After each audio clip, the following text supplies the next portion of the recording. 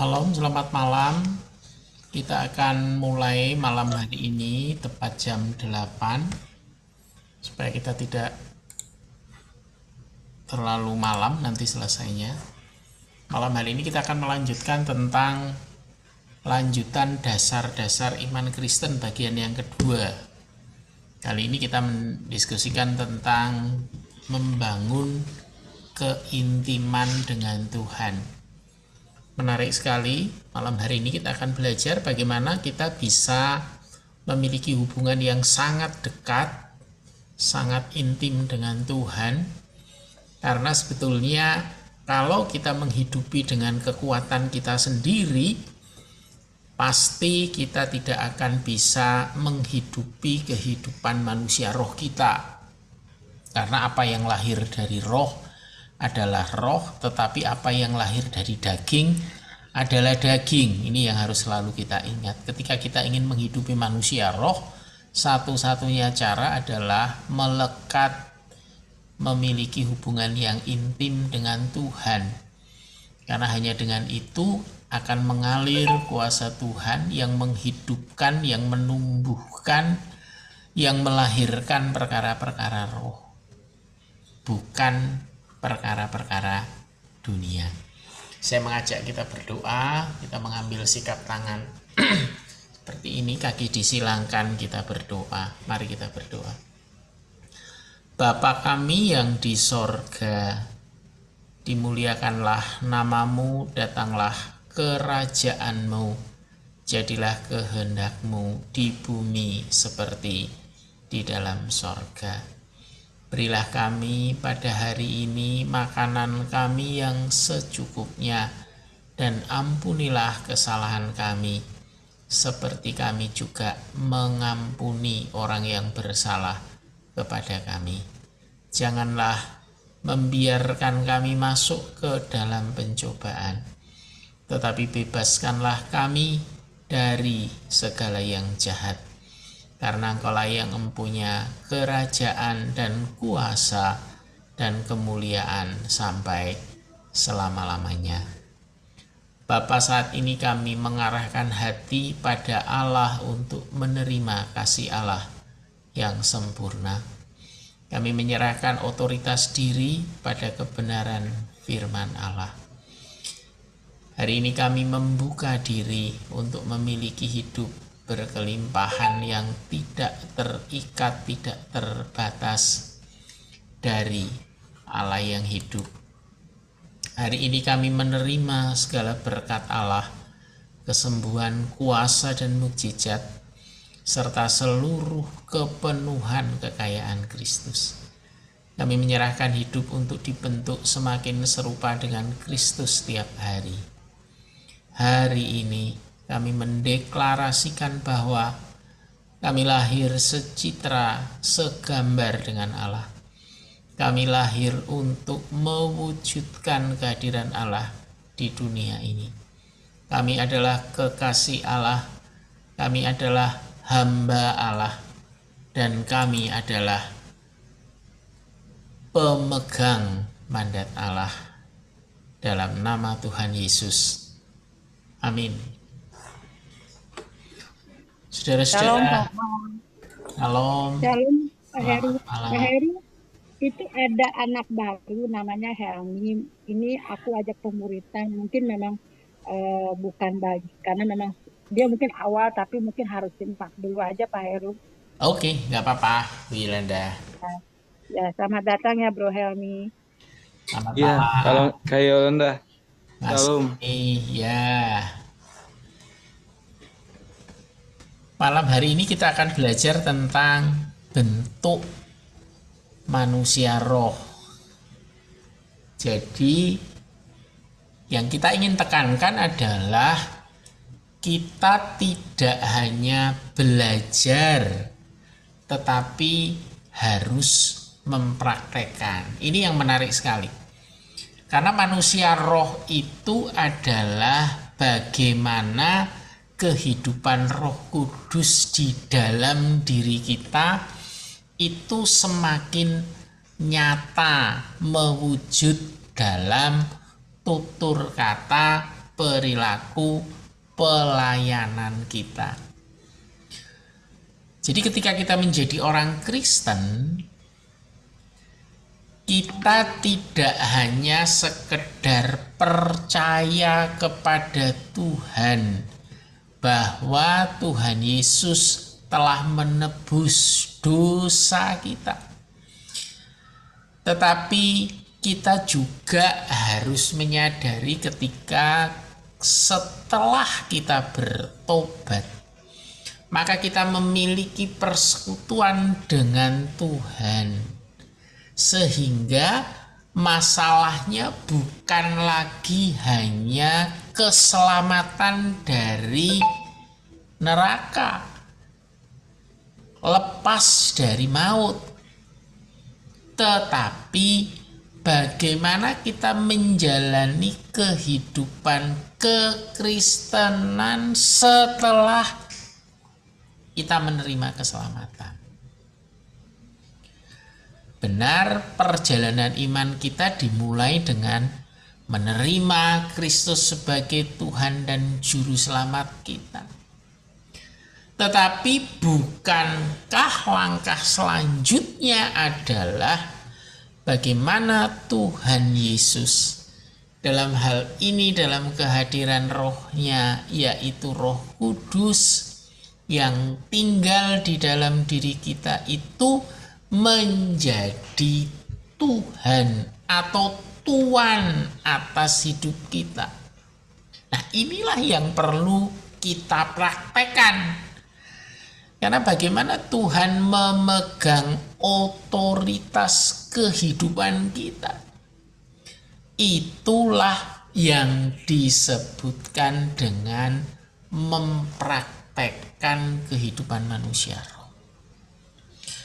Nah, di sisi yang lain, ketika kita mempraktekkan kehidupan manusia roh, maka sumber air kehidupan yang adalah Roh Kudus itu juga akan mengalirkan kuasa kasih dan firman-Nya kepada orang-orang di sekitar kita melalui perkataan kita, melalui pemikiran kita, melalui perbuatan dan pelayanan kita.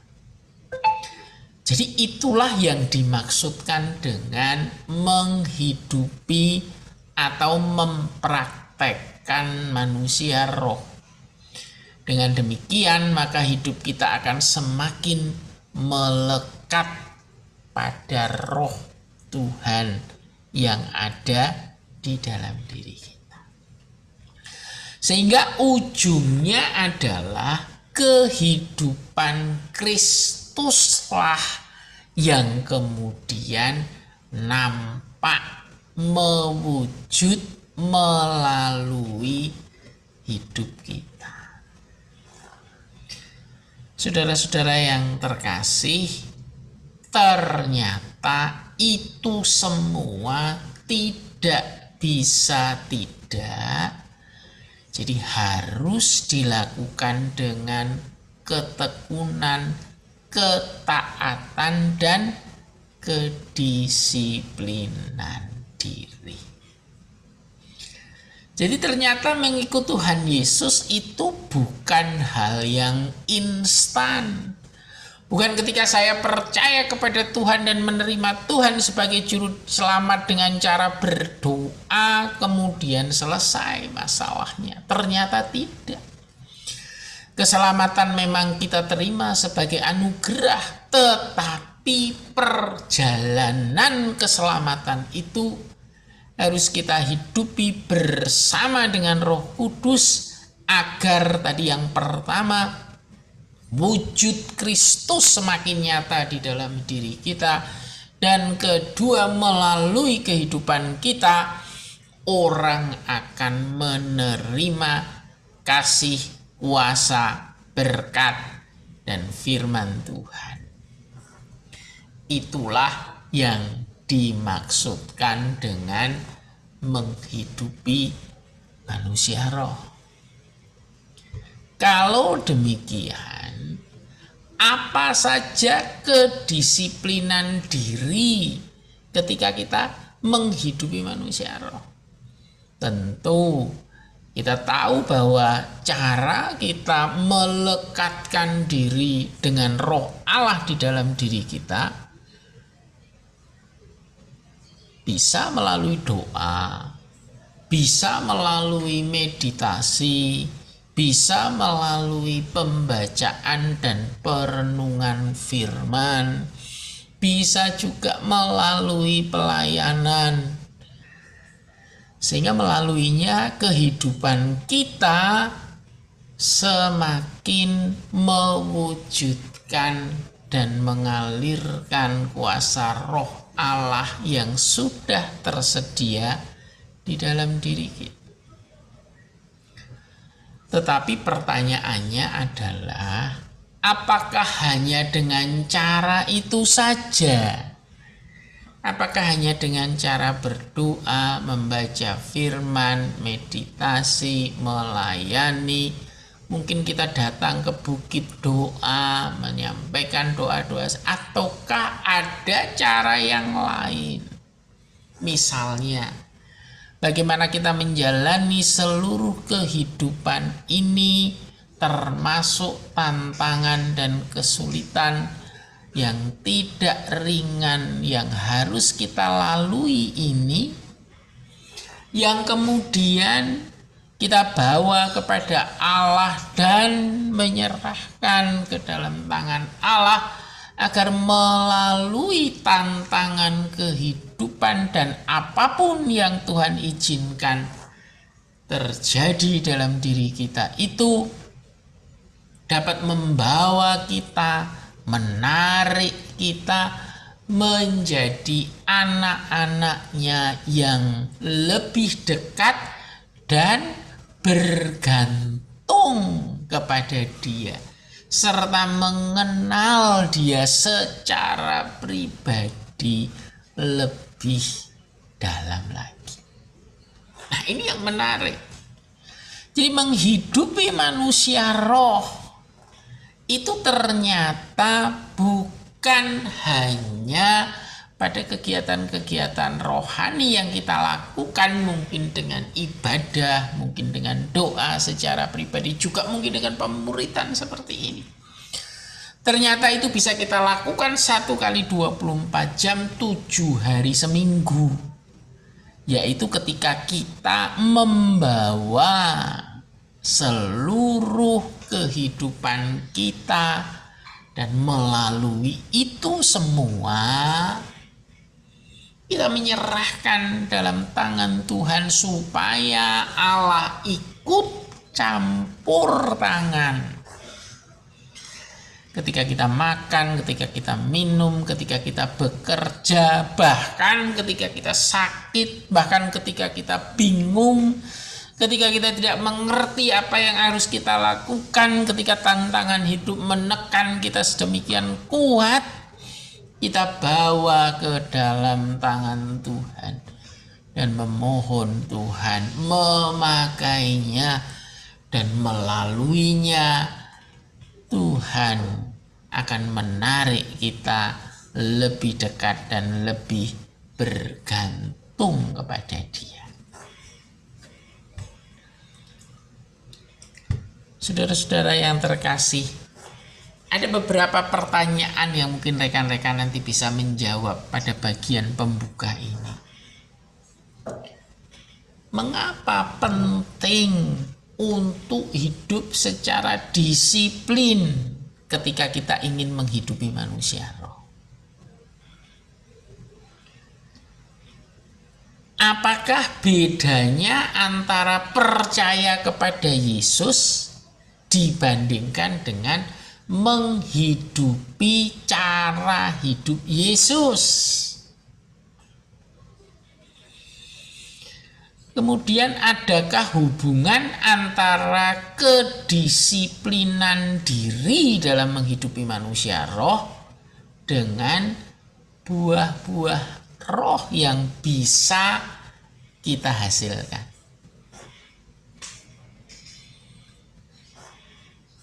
Kemudian Disiplin rohani apa yang sudah kita lakukan selama ini? Apakah itu efektif membangun manusia roh kita? Apakah ketika kita berdoa, kita menikmati sebuah persekutuan yang begitu dekat dengan Tuhan?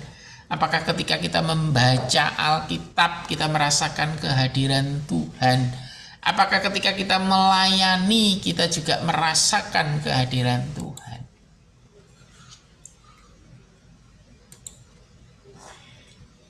Kemudian pertanyaan yang lain,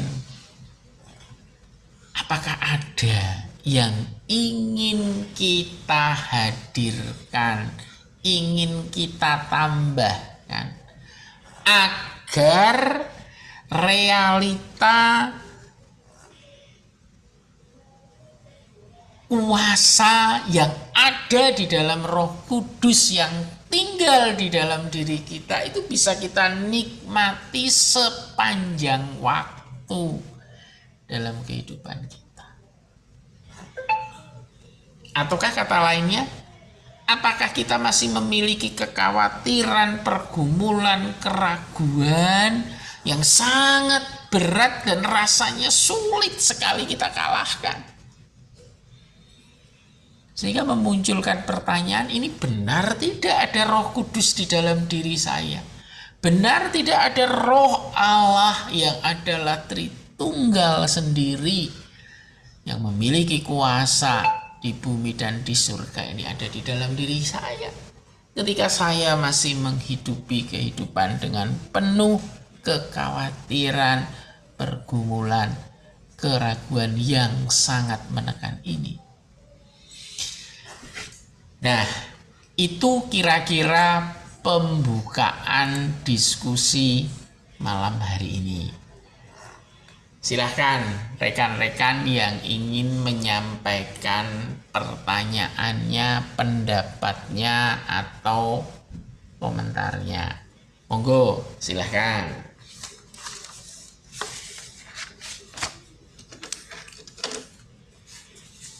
Ada Bu Yustia, Bu Yolanda, Mas Helmi, ini Mas Yakubus ada juga, Bu Mei atau Pak Hari ini ya. Silakan. Mungkin Bu Yus mau menyampaikan kalimat awalnya atau pertanyaan awalnya. Silakan Bu. Ya Pak, tadi itu saya dengar pertanyaan di mana apa perbedaannya kalau kita percaya sama menghidupkan manusia kita. Kalau percaya itu kan kita cuma percaya tapi kita belum menjadi pelakunya gitu. Tetapi kalau kita sudah mau menghidupkan roh kita, berarti kita bukan cuma percaya tapi melakukannya juga gitu. Yang pasti kalau kita bisa melakukannya udah pasti percaya gitu. Kalau percaya aja kadang-kadang ya banyak orang yang percaya tapi tidak bisa ya itu menyangkal diri untuk mengikuti apa maunya Tuhan. Itu doang sih yang aku, Bapak banyak pertanyaan ini baca Bapak itu yang saya mau ucapkan. Baik, terima kasih Bu Yus. Silahkan Bu Yolanda mungkin. Ya Pak, tadi yang sudah Bapak jelaskan itu cukup, yang sudah Bapak jabarkan tadi sudah cukup jelas ya.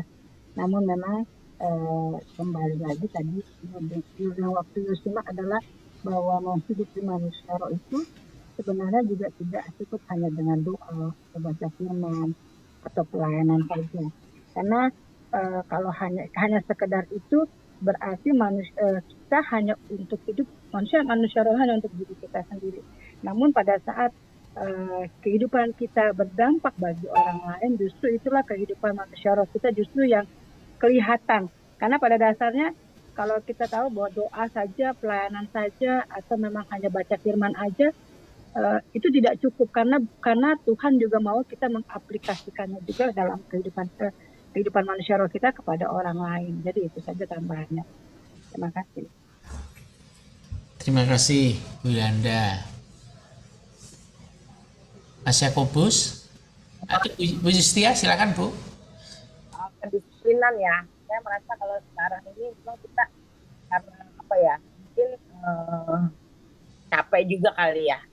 Jadi kalau kedisiplinan itu kayak kita di dalam penjara itu memang kagak ada waktu lain, kagak ada nyakit, kagak ada apa. Jadi kerjaan kita itu ya cuma dengar firman Tuhan gitu. Makanya kesempatan untuk berubah di dalam itu emang bener-bener Pak. Di luar itu udah banyak lagi masalah gitu, udah banyak-banyak yang harus kita kerjain, harus kita itu. Tetapi memang kalau kedisiplinan itu membuat seperti kayak gini. Pada saat dulu kalau saya doa pagi, kalau kita disiplin, jadi kita punya kebiasaan kita tanpa kita mau capek kayak kita mau apa itu akan terbangun pada jamnya gitu. Awal-awal memang kita ada doa pagi terus sebelum kita bentuk BPM ya. Tapi memang sekarang kita mulai kendor, bangunnya sebangun-bangun kadang setengah 6, kadang jam 6, tidak seperti nggak lagi disiplin gitu, karena tapi memang kita tetap mengutamakan berdoa, diubah lagi gitu kedisiplinannya itu dipikirkan seperti waktu kita ada di dalam di mana kita utamakan Tuhan supaya kita terbiasa dan otomatis setiap hari kita akan melakukan itu doa pagi itu jam 4:30 kita bangun, kita doa pagi itu dulu sampai bertahun-tahun, tapi pas di luar itu yang udah narik, ntar pulangnya ntar jam 1 besok bangunnya siangan gitu. Udah mulai itu yang membawa kita jadinya nggak disiplin lagi kalau menurut saya Pak. Mungkin itu yang akan saya pikirkan dengan saya dengar ini nih, disiplin rohani seperti itu Pak. Terima kasih.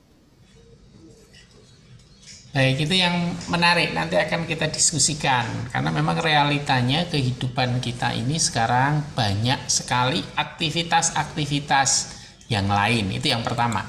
Yang kedua, banyak juga tantangan-tantangan kehidupan yang kadang-kadang menghabiskan tenaga, menghabiskan waktu. Mau tidak mau kita harus menghadapinya. Nah, ini yang harus kita pahami, apakah ketika kita sibuk kita tidak bisa mendisiplinkan kehidupan manusia roh kita. Apakah ketika kita ada di dalam tantangan kehidupan berarti kita kehilangan waktu untuk menikmati persekutuan dengan Tuhan. Nah, ini menarik sekali kita diskusikan malam hari ini. Bapak Ibu sekalian, yang pertama kita ingin pelajari malam hari ini adalah ternyata mengetahui, mempelajari, mengenal itu tidak sama dengan bertumbuh. Nah, nanti teman-teman bisa membaca Kejadian 2 ayat 15 sampai Kejadian 3 ayat 13. Ini mengisahkan kehidupan Adam dan Hawa di Taman Eden. Kemudian Adam dan Hawa jatuh ke dalam dosa. Saudara-saudara, kalau kita bayangkan apa yang terjadi di Taman Eden, pastilah Adam sudah menerima firman dan kehendak Tuhan. Bahkan Adam sudah dipercaya oleh Tuhan untuk melakukan interaksi dengan Tuhan. Bahkan dikisahkan Adam sudah memberikan nama binatang-binatang di dalam bumi ini, di atas bumi ini. Kemudian bahkan Adam sudah disediakan pasangannya, yaitu Hawa. Jadi kalau kita lihat ada pertemuan-pertemuan, pengenalan-pengenalan, pengetahuan-pengetahuan, bahkan firman-firman yang diberikan Tuhan kepada Adam dan Hawa. Tetapi ketika kita melihat ada satu titik di mana Hawa lebih mengikuti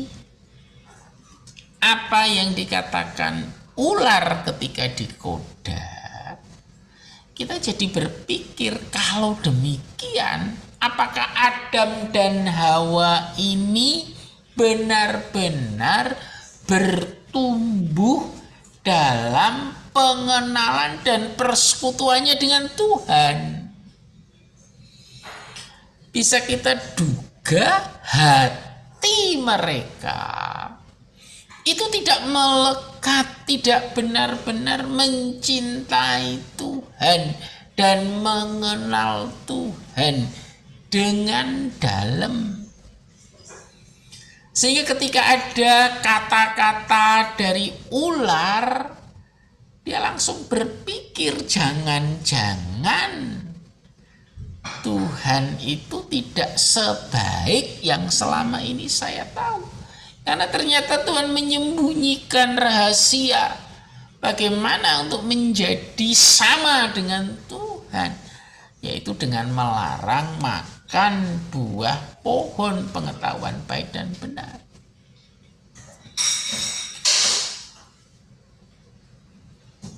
Saudara-saudara yang terkasih, coba kita lihat sekarang, kita merefleksikan kehidupan Adam dan Hawa di era kehidupan perjanjian baru. Kemarin sudah kita telah pelajari bahwa ketika kita bertobat menerima Kristus, maka Roh Kudus akan hadir bersama-sama dengan kita dan tinggal tetap. Yohanes 15. Tuhan Yesus mengutusnya supaya datang dan tinggal selama-lamanya di dalam diri kita. Jadi antara kita dengan Roh Kudus itu hampir-hampir sama dengan Adam dan Hawa dengan Allah di Taman Eden.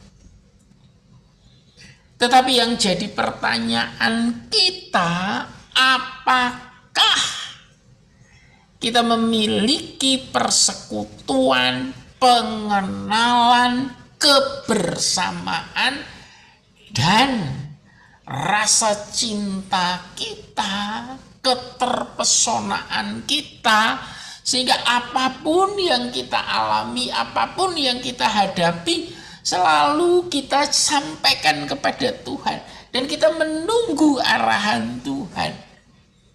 Atau seperti Adam dan Hawa, kita lebih banyak mendengar suara bukan dari Tuhan, tetapi suara dari iblis ataupun dunia atau kepentingan kita sendiri. Apakah ketika kita menerima keselamatan, tidak kemudian kita teruskan dengan membangun hubungan dengan Allah yang semakin dekat, semakin dekat, semakin dekat? Saudara-saudara yang terkasih, hubungan yang dekat itu bercirikan sederhana sekali. Semakin lama kita akan menjadi semakin sama, baik sifatnya, baik keinginannya, baik cara berbicaranya. Itu kalau kita benar-benar memiliki hubungan yang semakin erat, semakin kagum, semakin terpesona, semakin mengasihi dan mencintai. Coba ingat, kalau kita mencintai anak kita, kalau kita dapat makanan yang enak, mau makan aja mungkin kita cuma makan sesuap, habis itu kita nggak mau makan lagi. Karena kita ingat, sehingga aduh kalau bisa tak bawa pulang aja ini. Supaya apa? Supaya anakku menikmati. Atau suami dan istri ketika kita mau makan sesuatu, aduh nunggu aja deh sampai suami pulang, sampai istri pulang. supaya kita bisa makan bersama. Kenapa? Karena hubungannya dekat. Coba kalau hubungannya penuh dengan kasih, apakah kita tega untuk melakukan sesuatu yang kita tahu itu akan menyakiti orang yang kita kasihi? Tentu saja tidak. Nah, cobalah kita merefleksi diri kita. Apakah kita memperlakukan Allah yang tinggal di dalam diri kita melalui Roh Kudus itu dengan kecintaan, dengan ketaatan, dengan kekaguman, dengan kemelekatan, bukan seperti Adam dan Hawa.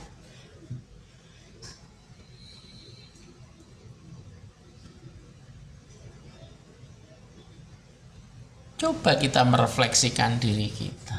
Apakah benar kita hanya mengetahui dan mengenal Allah, tetapi tidak mengalami persekutuan dengan Allah dalam hati kita, di mana kita mencintai Dia, menghormati Dia, mensyukuri betapa kita ini manusia yang berdosa, yang telah dikaruniai keselamatan oleh Allah.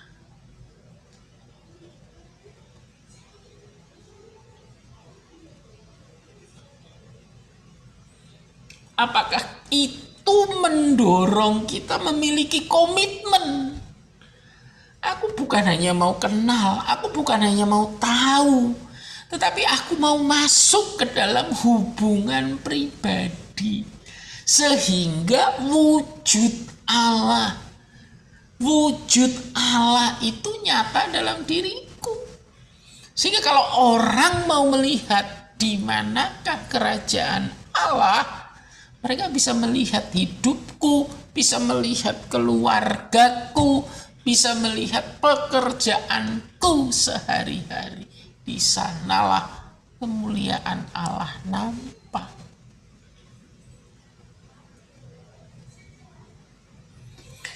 Saudara-saudara, apakah di dalam kehidupan kita dalam segala hal, apakah di dalam doa kita itu benar-benar kita ingin berjumpa dengan Allah untuk mengenal Dia, atau sekedar itu sebuah seremonial, kita cuma melafalkan, mengucapkan kata-kata tanpa perjumpaan hati dengan Allah.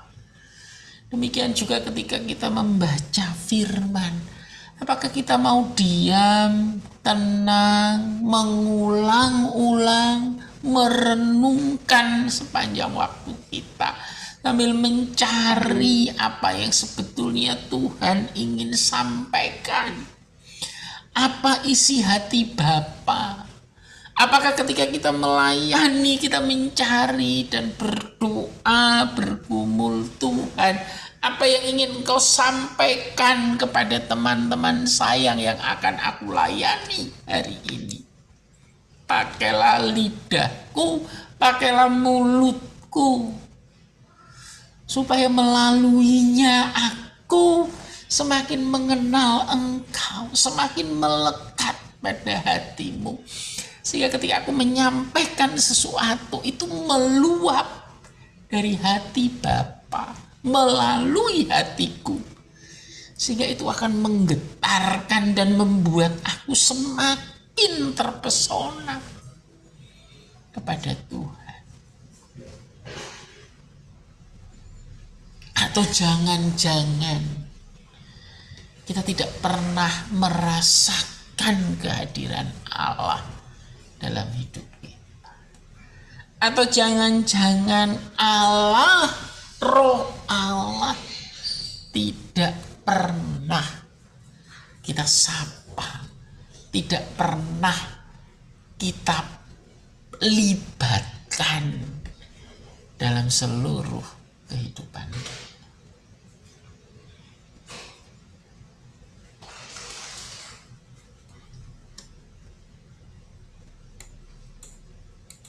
Silahkan teman-teman yang ingin menyampaikan pertanyaannya atau pendapatnya. Monggo.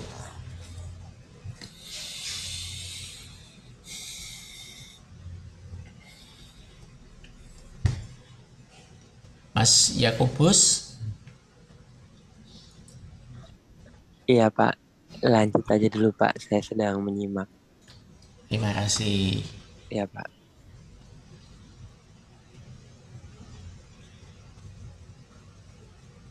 Bu Yolanda. Ini Budi sama Pak Hari kayaknya masih di jalan ini. Monggo silakan Bu Yolanda. Iya Pak, saya mau bertanya. Silahkan Ibu. Pada saat kita menerima Kristus ya dalam artian lahir baru, nah banyak orang memang yang ya mungkin saya juga kali ya awal-awalnya tuh hidupnya yang penting menganggap bahwa baptisan atau lahir baru itu hanya sekedar satu simbol di mana sebuah pengakuan bahwa saya ini orang Kristen atau memang menjadi satu satu bentuk bahwa menunjukkan bahwa saya percaya Yesus saja. Nah, tapi pada proses perjalanannya kalau kita tidak menghidupi manusia roh kita, apakah itu juga sebuah dosa, Pak? Dalam artian kita baik-baik saja tapi tidak hidup juga dalam artian yang punya kehubungan intim dengan Tuhan.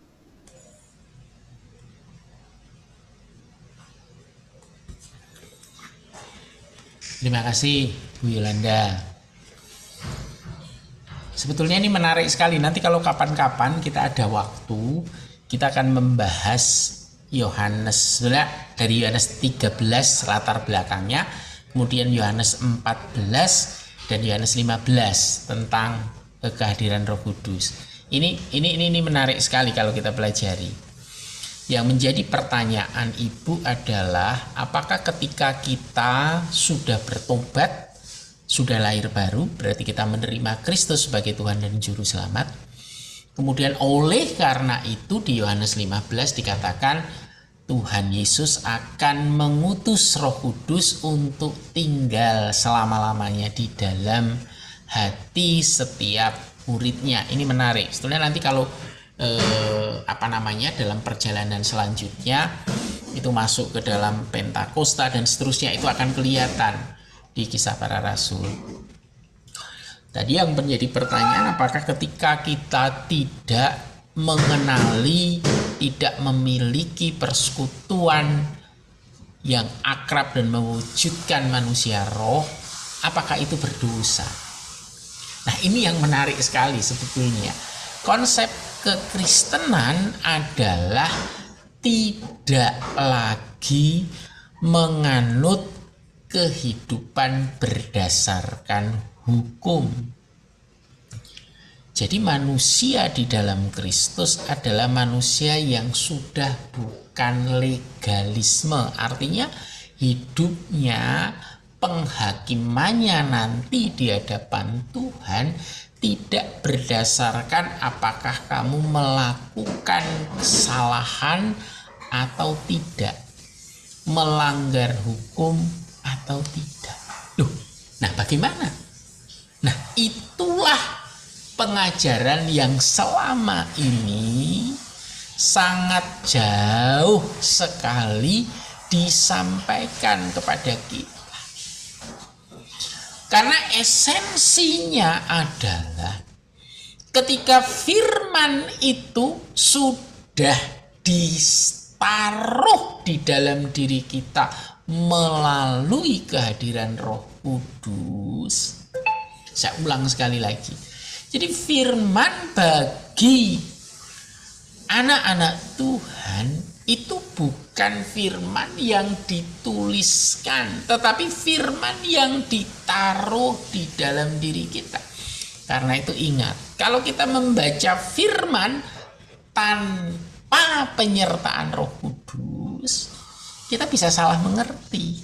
Karena yang kita baca itu firman yang tertulis di atas kertas, bukan firman yang tertulis di dalam loh hati kita. Karena itu hati-hati sekali. Nah, saya kembali lagi. Apakah ketika kita tidak menghidupi atau melekat, mentaati Roh Kudus, itu dosa? Pertanyaannya adalah, untuk apa kita diselamatkan? Apakah kita untuk diselamatkan itu hanya untuk bebas dari neraka dan masuk ke sorga? Lalu kalau hanya untuk itu, setelah diselamatkan kita ngapain? Nah, pengajaran ini yang perlu kita pelajari lebih jauh. Ternyata Tuhan memiliki rancangan yang jauh lebih dalam, jauh lebih besar daripada sekedar kita diampuni dosa kita diselamatkan, dan kita tidak masuk neraka tetapi masuk dalam surga. Bukan itu saja. Ternyata rancangan Tuhan adalah menaruh Allah sendiri, Roh Allah sendiri di dalam diri kita. Sehingga ketika Roh Allah ada di dalam diri kita, sebentar, ini harus jelas ya. Ketika Roh Allah ada di dalam diri kita, siapa Roh Allah? Roh Allah adalah Roh Kudus, Tritunggal Maha Kudus. Dia adalah Allah sendiri. Jadi ketika Allah sendiri ada di dalam diri kita, ini di Yohanes 14 jelas sekali. Maka aku di dalam Bapa, Bapa di dalam aku akan ada bersama-sama dengan Bapa di dalam engkau. Jadi di dalam diri kita ada kehadiran Allah yang Maha Kudus. Pertanyaannya, kalau di dalam diri kita ada Allah yang Maha Kudus,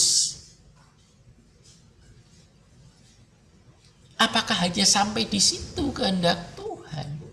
Tidak. Yohanes pasal 14 dijelaskan tentang Yesus menjelaskan ketika dia tidak menyampaikan apa yang dikatakan, tetapi apa yang ingin Bapa katakan. Karena apa? Bapa di dalam aku. Jadi Tuhan Yesus ketika ada di bumi ini sebagai pribadi, dia tidak pernah melakukan apa yang ingin dilakukan, tetapi hanya melakukan apa yang dikehendaki Bapanya yang ada di dalam dirinya.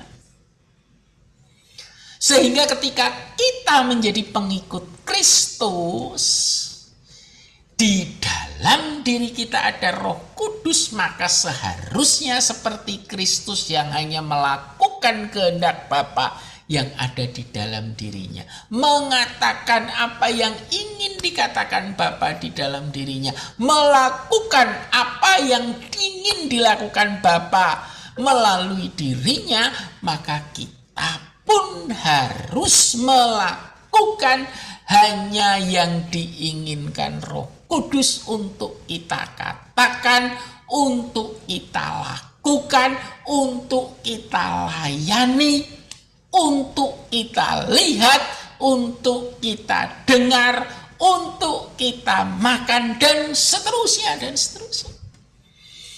Karena itu bukan lagi masalah dosa atau tidak dosa, tetapi apakah kita akan terus menyesuaikan apapun yang kita lakukan berdasarkan kehendak Roh Kudus di dalam diri kita. Nah, yang menarik adalah setiap karya Roh Kudus, setiap karya Allah Tritunggal, kalau kita baca dari Kejadian 1, semua yang mengalir dari Allah, tidak ada yang buruk, semuanya selalu baik. Sungguh amat baik. Jadi kalau kita menghidupi kehendak Allah melalui Roh Kudus di dalam diri kita, maka diri kita akan menjadi sungguh amat baik. Dan Paulus menjelaskan, bukan lagi aku yang hidup, tetapi Kristus yang hidup di dalam aku. Jadi pertanyaannya bukan dosa atau tidak, tetapi pertanyaannya, apakah hidup kita akan menjadi semakin serupa dengan Kristus atau tidak? Dan nanti jangan lupa di pengadilan Kristus ada pertanggungjawaban, bukan pertanggungjawaban dosa dan tidak dosa, mengukur mana yang baik, mana yang dosa. Bukan, yang diukur adalah seberapa kita taat mengasihi, karena hukumnya hukum kasih. Dan saudara-saudara, kalau kita mengingat ini, wow, kita tersanjung luar biasa. Siapa aku ini, Tuhan? Karena itu aku seperti biji mata Tuhan. Aku tuh siapa? Ada roh Allah. Dan yang saya ingin tekankan adalah ketika ada roh Allah di dalam diri kita, maka segala kemuliaan, segala kekudusan Allah itu adalah bagian kita. Allah Tritunggal Maha Kudus. Kita menyatu melalui Tuhan Yesus. Kita tidak menjadi Allah ya, tetapi kita menyatu di dalam tubuh Kristus. Dan kemudian Kristus membawa kita layak menyatu. Karena itu di Yohanes 14 jelas, aku di dalam Bapa, Bapa di dalam aku, dan kami bersama-sama di dalam Engkau. Wow. Wow. Kita masih mau tega berbuat dosa. Kita masih tega menggunakan mulut kita, tangan kita, pikiran kita untuk yang jahat. Di mana cinta kita? Apakah kita masih akan mengulang kesalahan Adam dan Hawa? Tidak mencintai, tidak terpesona, tidak kagum, tidak melekat, tidak menghormati Pencipta yang begitu mengasihi.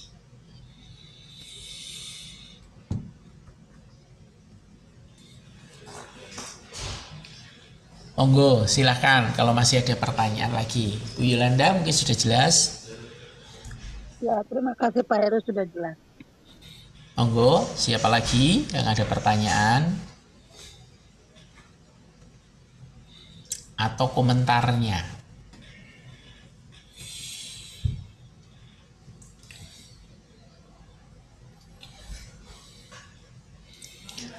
Saudara-saudara, ketika saya menyiapkan bahan ini, saya teringat sekali sekarang ini pengajaran itu hanya dua yang ditekankan. Manusia jatuh ke dalam dosa dan pengampunan di dalam Kristus, atau karya anugerah keselamatan dalam Kristus. Sehingga selesai. Setelah itu setiap orang, Roma 3 ayat 23, kemudian keselamatan di dalam Kristus, Yohanes 3 ayat 16. Habis itu selesai. Padahal seharusnya ada 4 yang diajarkan. Pilar keselamat, pilar pengajaran itu harusnya 4. Yang pertama penciptaan.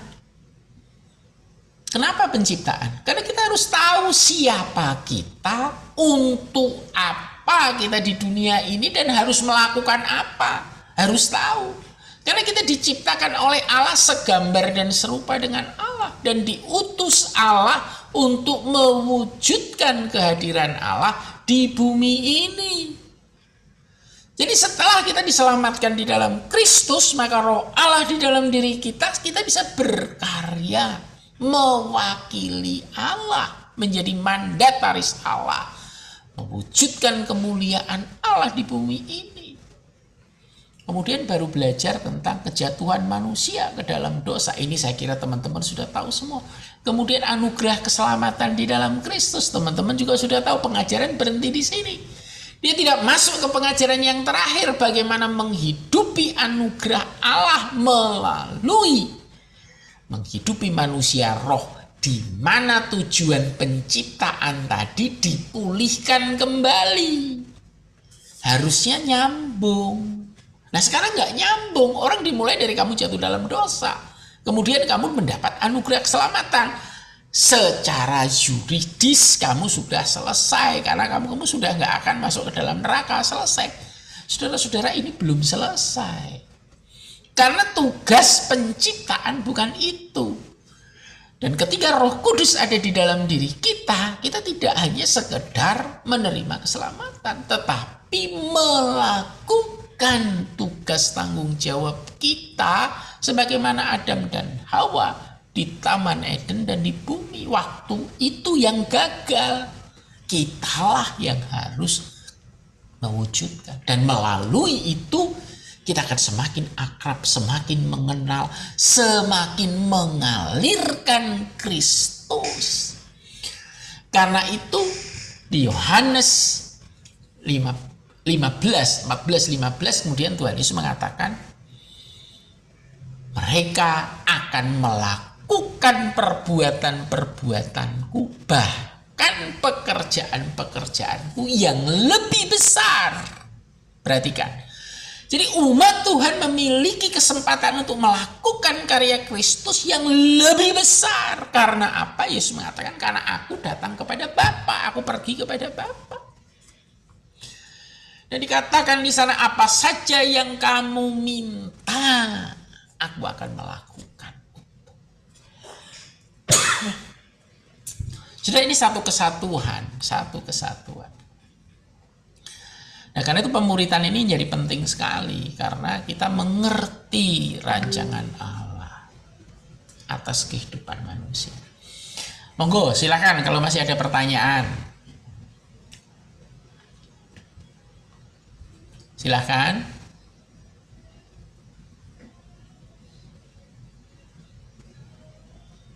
Bu Yus, ada pertanyaan? Bu? Nggak ada, Pak. Lagi dengerin. Bu Me atau Pak Asun? Masih di jalan kelihatannya. Mas Yakobus, ada pertanyaan? Masih menyimak, Pak. Baik, kita teruskan. Yang kedua, kita mau belajar tentang bagaimana Yesus menjadi model dalam disiplin manusia roh. Ini terambil dari Filipi 2 ayat 1 sampai 11. Sebetulnya bisa juga nanti teman-teman membaca dari Yohanes 14. Kemudian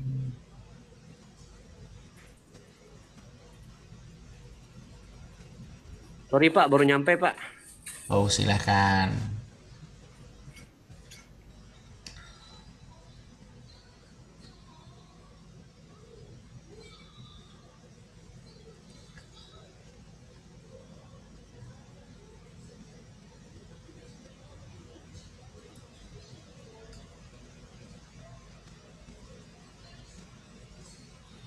Atau bisa dibaca di Yohanes 14 ya. Mulai dari sebetulnya ayat 1 lah, kemudian dari mulai ayat 15 dan seterusnya itu berbicara tentang kehadiran Roh Kudus. Tetapi yang paling penting adalah bahwa Tuhan Yesus meneladankan kedisiplinan dalam melakukan menghidupi kehidupan rohaninya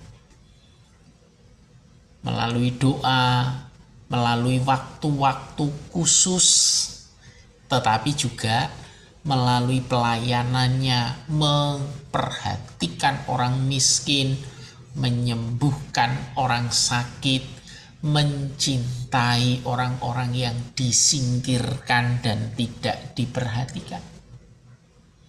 Saudara-saudara, ini sebuah pola di mana Yesus meneladankan kehidupan yang rendah hati. merendahkan dirinya.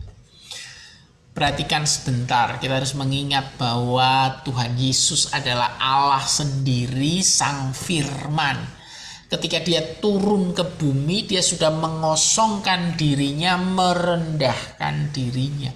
Jadi pada saat menjadi manusia, Tuhan Yesus itu sudah merendahkan dirinya. Dan ketika menjadi manusia, dia lebih merendahkan lagi karena dia menjadi pelayan. Dia menjadi manusia, bahkan yang seolah-olah menjadi pengganti, kalau istilahnya setelah menjadi budak, pengganti dari manusia yang ingin dicintai dan dikasihinya.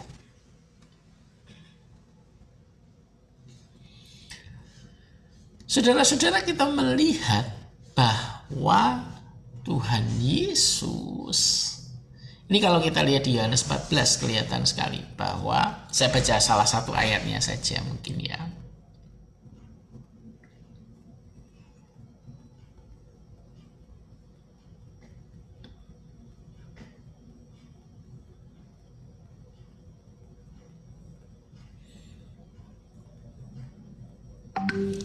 Ketika Tuhan Yesus mengatakan bahwa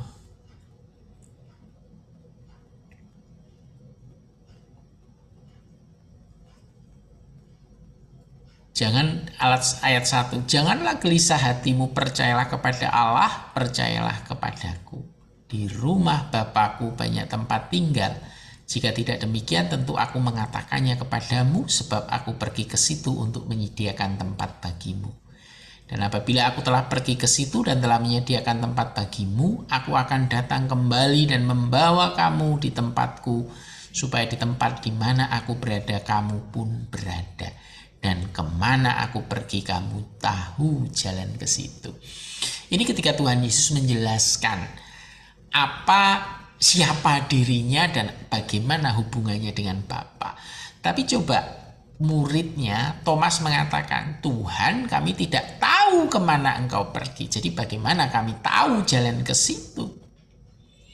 Dan Yesus menjelaskan, akulah jalan, kebenaran dan hidup. Tidak ada seorang pun yang datang kepada Bapa kalau tidak melalui aku. Sekiranya kamu mengenal aku, pasti kamu juga mengenal Bapakku. Sekarang ini kamu mengenal Dia dan kamu telah melihat Dia.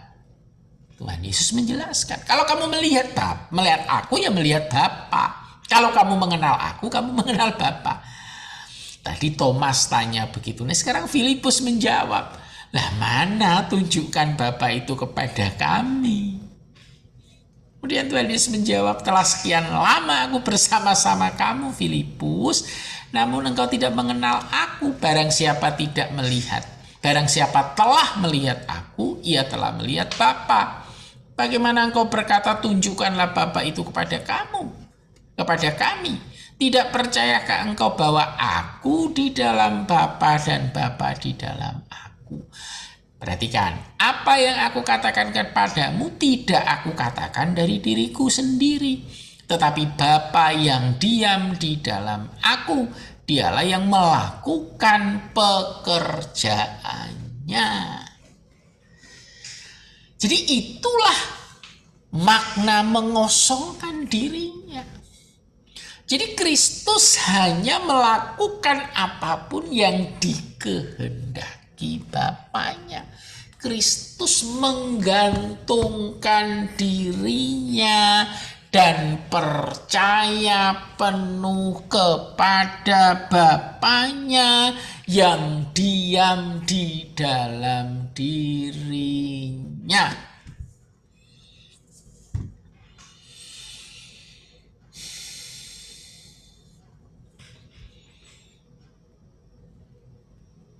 Saudara-saudara, ini menarik sekali. Kalau kita lanjutkan ayat 12, Tuhan Yesus mengatakan, aku berkata kepadamu, sesungguhnya barang siapa percaya kepadaku, ia akan melakukan juga pekerjaan-pekerjaan yang aku lakukan, bahkan pekerjaan-pekerjaan yang lebih besar daripada itu, sebab aku pergi kepada Bapa. Dan apa juga yang kamu minta dalam namaku, aku akan melakukannya supaya Bapa dipermuliakan di dalam Anak. Jika kamu meminta sesuatu kepadaku dalam namaku, aku akan melakukannya.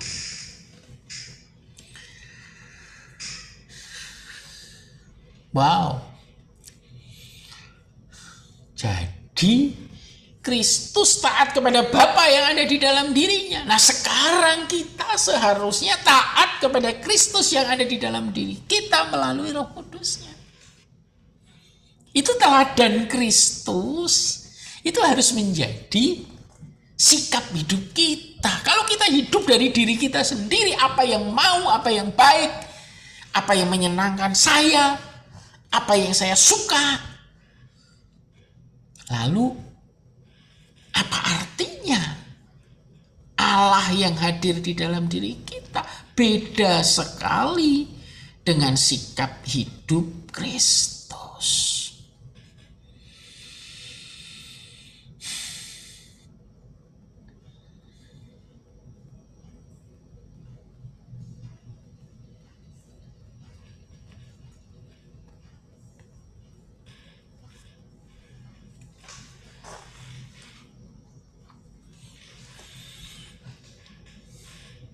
Saudara-saudara, karena itu ciri orang yang mau dipimpin Roh Kudus adalah orang yang rendah hati. Titik. Tidak ada kesombongan bagi anak Tuhan.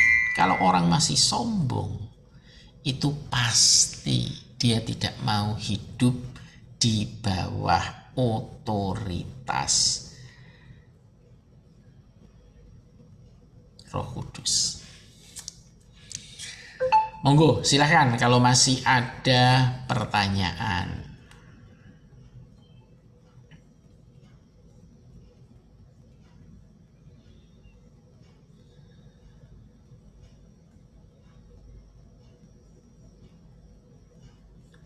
Monggo, silahkan.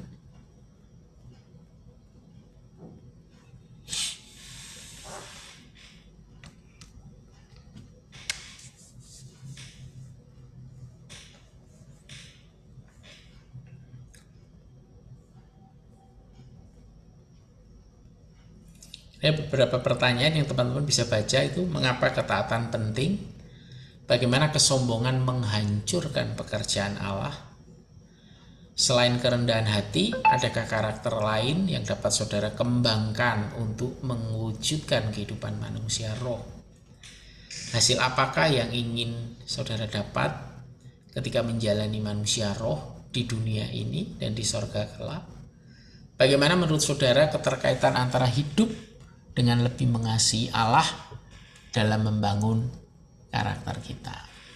Monggo, silakan. Pak Asun, silakan Pak Asun. Sudah sampai rumah.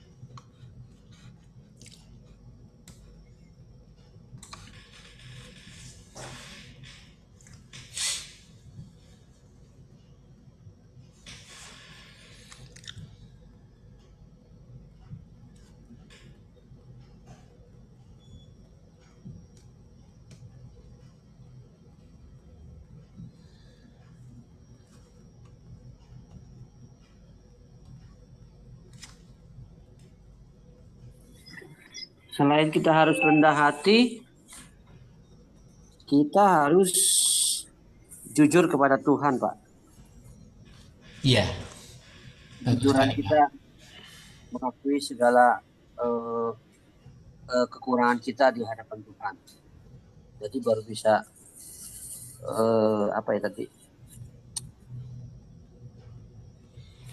bisa bersikap dalam manusia rohnya ya. Iya, bisa memiliki hubungan yang dekat dengan Tuhan. Yang disampaikan Pak Asun ini sebetulnya kalau kita pikir-pikir manusia itu aneh ya. Ya Bapak juga sering bilang kita harus jujur di depan Tuhan kan. Ya, padahal kalau jujur di depan Tuhan itu kan nggak ada yang tahu sebetulnya. Ya kan, dalam doa kita secara pribadi. Jadi kalau kita, nah yang tahu kan diri kita sendiri, tapi banyak manusia yang nggak mau loh Pak. Lebih baik disimpan-simpan, akhirnya munculnya jadi putus asa, munculnya jadi bingung, takut, khawatir. Ya kita ngomong saja terus terang. Kan dengan Tuhan itu kita kan ada di dalam diri kita. Karena saya tuh sekarang membiasakan diri ketika berdoa, ketika memuji Tuhan itu sambil menepuk dada saya, mengingatkan bahwa Roh Allah ada di sana. Sehingga Tuhan itu bukan Tuhan yang jauh, Tuhan yang dekat, dan Tuhan yang tahu pasti isi hati kita.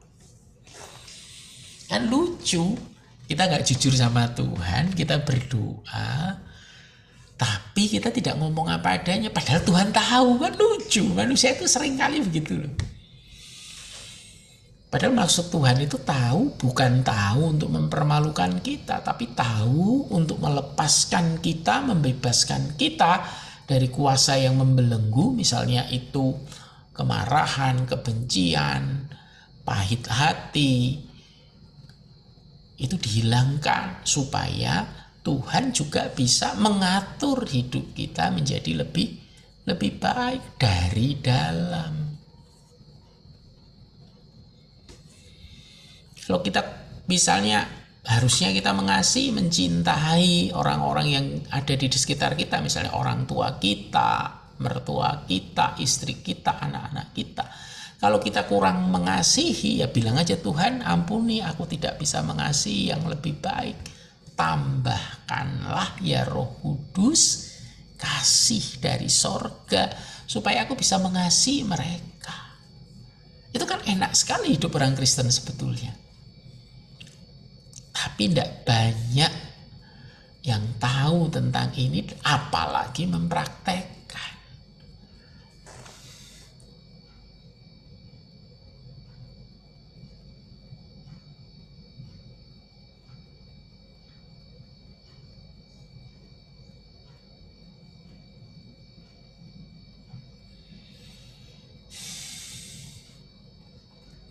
Monggo, masih ada lagi?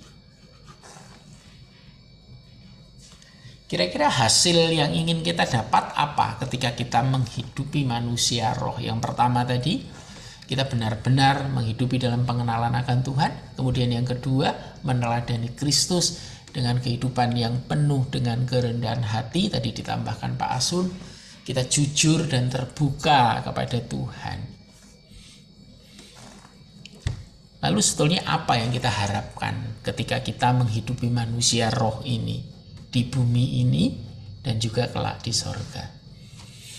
Ada teman-teman yang mungkin bisa membantu menjawabnya?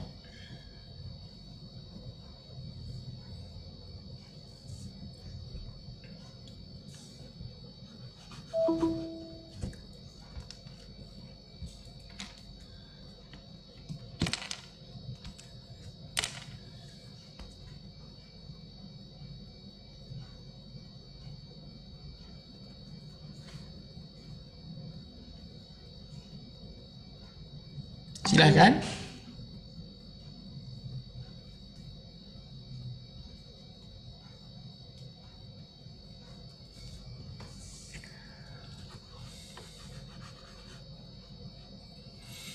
Saudara-saudara, ketika saya menyiapkan bahan ini, saya tuh gini ya, apalagi sekarang di usia saya yang sudah tidak muda lagi, terus saya kebetulan juga dalam proses terus bergumul dengan berbagai kelemahan, sakit penyakit yang saya tahu semakin hari kuasa Tuhan juga semakin menguatkan, meneguhkan saya.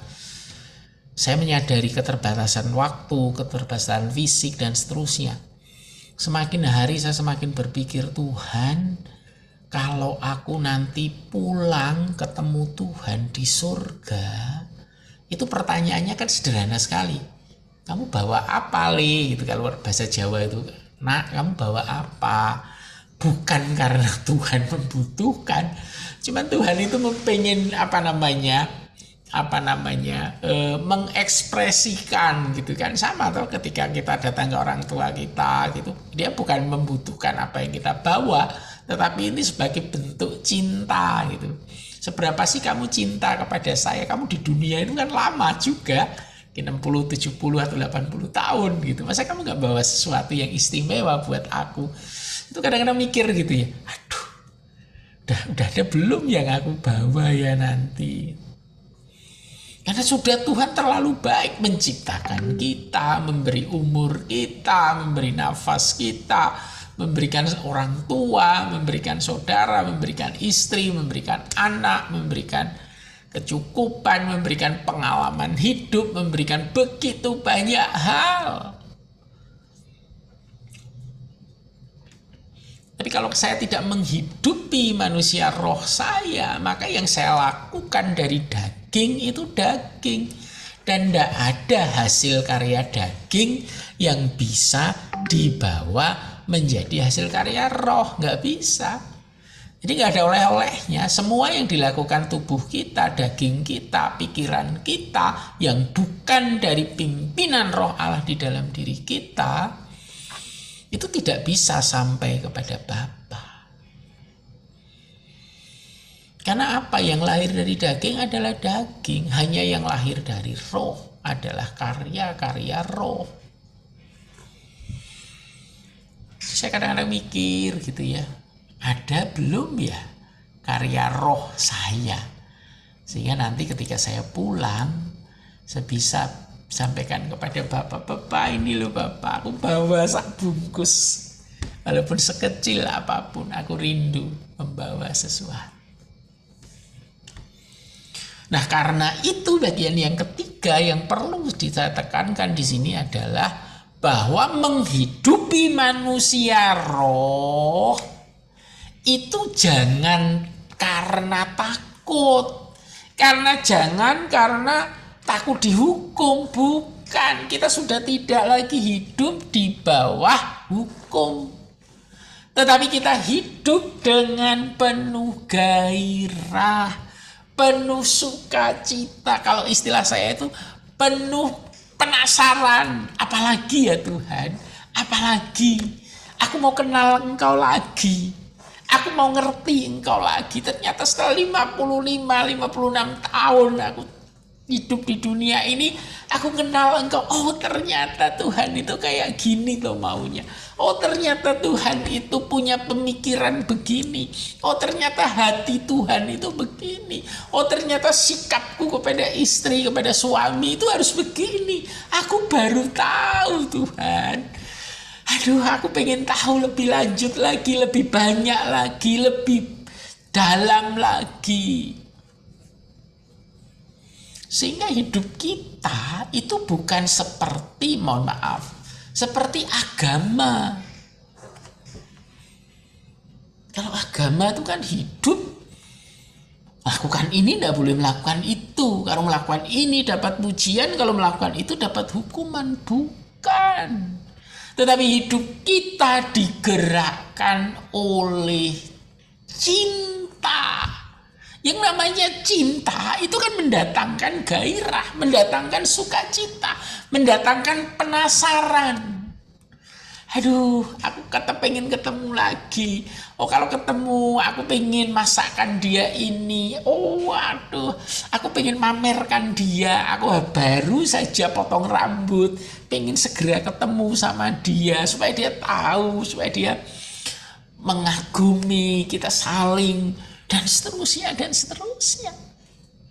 Jadi hubungan kita dengan Tuhan, dengan Roh Kudus adalah hubungan yang penuh dengan damai sejahtera, sukacita. Itulah ciri kehidupan Kristen. Karena itu ketika kita ke gereja, tidak pernah kita datang telat-telatan, tidak. Kita mesti datang lebih dahulu, mempersiapkan diri, karena kita penasaran. Aku mau ketemu sama Tuhan, Tuhan mau ngomong apa? Aku sedang bergumul ini, aku menanti-nantikan Tuhan untuk ibadah ini. Ketika aku memuji Tuhan, Tuhan, aku mau memuji Engkau. Setiap kata, setiap kalimat yang keluar dari mulutku, aku tujukan kepadamu. Aku tujukan ini cintaku kepadamu. Sehingga semuanya terarah kepada kehidupan manusia roh. Bukan sekedar kata, bukan sekedar pikiran, bukan sekedar akal, bukan. Tetapi jauh lebih dalam dari itu. Sehingga kita bisa merasakan, oh ini aktivitas duniawi, aktivitas jasmani, aktivitas daging. Oh ini aktivitas roh. Kita akan menjadi semakin peka mendengar suara Tuhan, mendengar suara roh melalui bisikan hati kita. Sehingga apapun yang kita kerjakan, mau kita bekerja, mau kita sedang olahraga, mau kita sedang melayani, mau kita sedang berdoa, yang kita kejar adalah bagaimana kita menjadi semakin serupa dengan Kristus.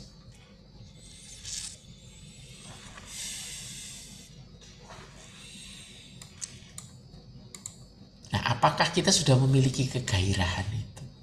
Contoh misalnya, pemuritan ini. Apakah kita memiliki kegairahan apa ya yang Tuhan ingin bicarakan? Apa ya ingin Tuhan nyatakan? Atau ini sebagai sebuah kewajiban agamawi? Jadi saya bukan mau mendengar suaranya Pak Heru, tapi aku mau mendengar suara Pak Heru yang datangnya dari Roh Kudus. Yang saya tangkap, saya amini.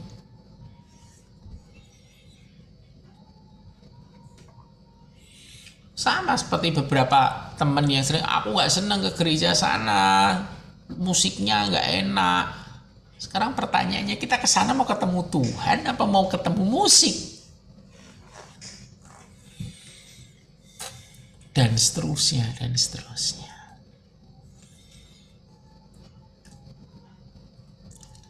Silakan rekan-rekan yang ingin menyampaikan pendapatnya.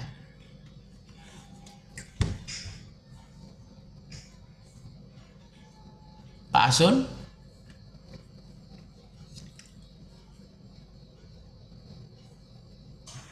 Ya Pak.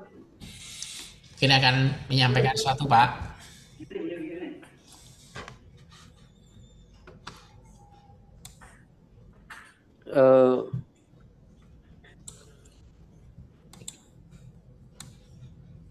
Masih bingung.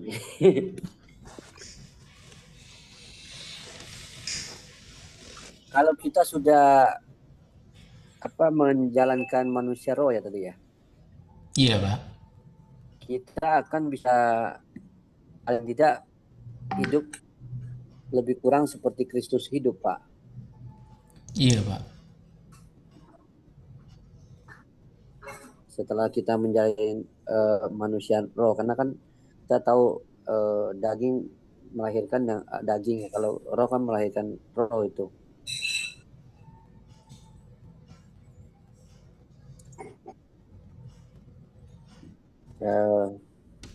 Jadi kita bisa hidup seperti Kristus hidup gitulah.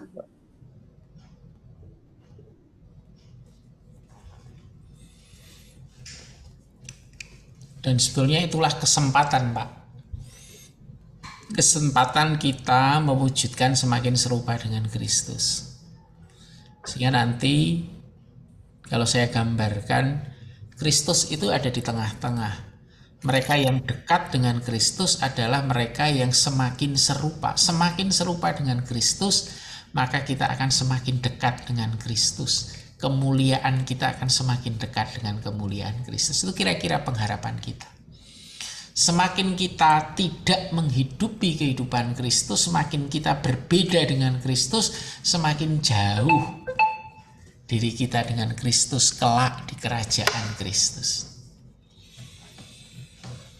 Jadi sebetulnya kembali lagi kepada kita, apakah kita merindukan hidup bersama dengan Kristus sampai pada kekekalan nanti? Nah caranya ya hiduplah serupa dengan Kristus. Lah nggak bisa, siapa yang nyuruh kamu bisa? Yang akan mengajarkan adalah Roh Kudus. Caranya gimana? Caranya ya tadi.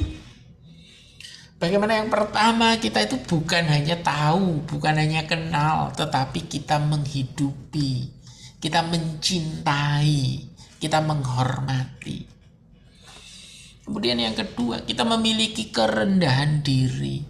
Kita mau merendahkan diri di hadapan Tuhan, sehingga jangan sok tahu, jangan sok punya hak untuk marah, saya jangan punya sok hak untuk menuduh, menghakimi orang. Tanyakan pada Roh Kudus. Kemudian yang ketiga, apakah kita memiliki kegairahan? Apakah kita memiliki semangat yang menggebu-gebu mengejar terus keserupaan dengan Kristus, ataukah hidup kita seadanya, seenaknya? Itulah yang disebut dengan kedisiplinan. Silakan, Bu Yus mungkin, Bu Yolanda, Mas Yakobus. Enggak, saya belajar dengerin Pak. Bu Yo, ada yang ingin disampaikan? Mas Yakobus? Iya, Iyo sendiri juga sedang belajar. Ini lagi apa yang Bapak uraikan barusan saja. Harus memang akhirnya saya menyadari bahwa kehidupan kita selaku hidup dalam manusia roh, karena Allah itu juga roh, harusnya kita juga memiliki kegairahan yang benar-benar sungguh-sungguh, karena kalau kita anggap seperti kita manusia yang makan makanan jasmani, kalau kita lapar pada saat kita makan makanan jasmani kita, maka kita dikenyangkan. Demikian juga secara manusia roh, bahwa kalau kita hidup benar-benar dikenyangkan oleh roh itu sendiri, punya kerinduan untuk mau punya hubungan dengan Tuhan yang adalah roh itu sendiri, maka roh kita pun akan terpenuhi gitu. Maksudnya kehausan kita itu akan Tuhan itu, kegairahan kita akan Tuhan itu justru bertambah-tambah, harusnya lebih, sehingga kita sendiri dipenuhi oleh roh itu sendiri, Pak. Dan bagi Yo sendiri juga berarti itulah pentingnya pemuritan, dan kita juga harus Tuhan ajarkan kita untuk juga bisa memuridkan orang lain juga, karena tidak hanya sekedar pengenalan akan Tuhan saja, tapi justru pada saat kita sudah mengenal Tuhan, orang-orang yang kita ajarkan juga sudah bisa mengenal Tuhan, kita ajak untuk mengenal, percaya Yesus saja, tapi mereka juga harus benar-benar juga hidup di dalam kehidupan sebagai orang-orang yang sungguh-sungguh mengenal Kristus, bukan hanya sekedar percaya saja. Itu saja Pak Heru. Terima kasih Pak Heru. Iya Bu, kalau kita menghidupi kehidupan Kristus, maka Kristuslah yang kemudian akan menarik banyak orang datang kepadanya, bukan kita. Nah itu yang luar biasa sebetulnya. Jadi seringkali yang menjadi pertanyaan, kalau kita bekerja melayani Tuhan, tetapi kita merasakan tidak ada pertumbuhan, tidak ada kasih yang mewujud, tidak ada kebaikan-kebaikan sorgawi, itu yang menjadi pertanyaan kepada kita juga, apakah kita benar-benar mewujudkan Kristus? Jangan-jangan, nah itu, jangan-jangan kita sendiri yang pengen ngetop, kita pengen sendiri, nah itu yang hati-hati. Karena sama capeknya, karena sama keluar tenaganya, tetapi yang mengalir adalah diri kita, bukan roh Allah yang ada di dalam diri kita, yang kita hormati, yang kita cintai, yang kita kagumi, yang ingin kita taati. Nah saudara-saudara, kita akan praktek sebentar.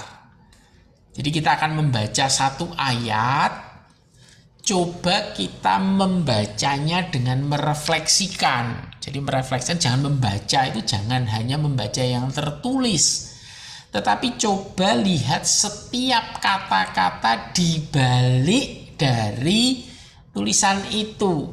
Saya mengajak kita membuka Yohanes 16 ayat 33. Ini menarik sekali. Yohanes 16 ayat 33. Namanya doa dan baca. Jadi sikap kita adalah sikap doa, tetapi sambil membaca pelan, kita ulang-ulang dalam hati kita, sehingga kita mengerti benar apa, kita mencari apa yang melompat, kalau istilah saya melompat dari Alkitab ini yang masuk ke dalam batin kita. Karena di dalam diri kita ada roh. Roh itu dengan firman ketemu, itu kira-kira begitu. Dan itu tertanam di dalam diri kita. Jadi bacanya mungkin seperti ini.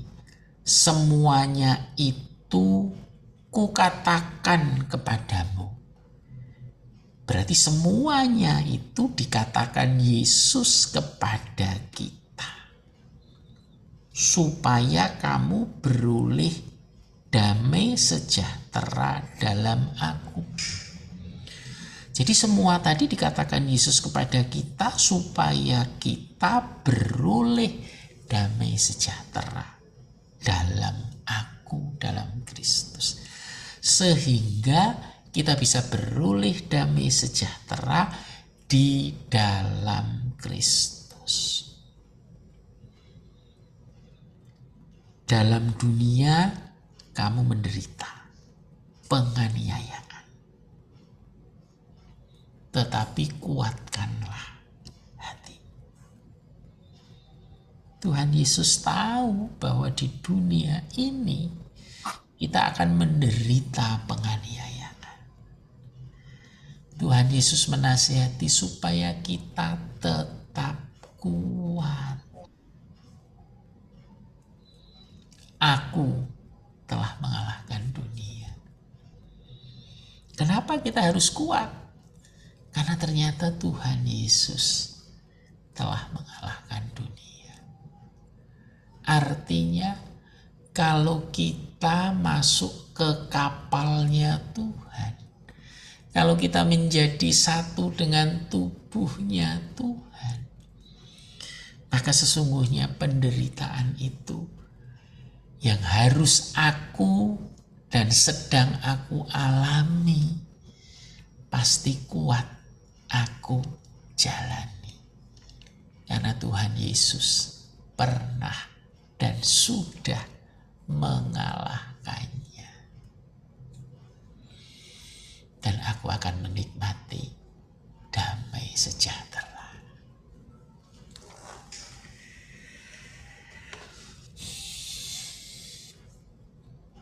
Ada rasa syukur dalam diri kita. Karena ternyata di dalam Tuhan, meskipun kita menderita, Tuhan sudah mengalahkannya.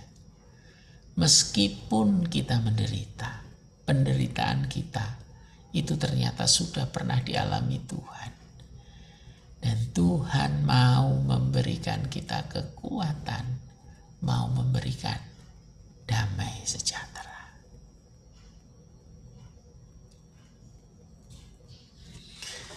Nah, itu salah satu contoh ketika kita membaca ayat satu saja. Kemudian kita ulang-ulang. Kita ganti kata-katanya.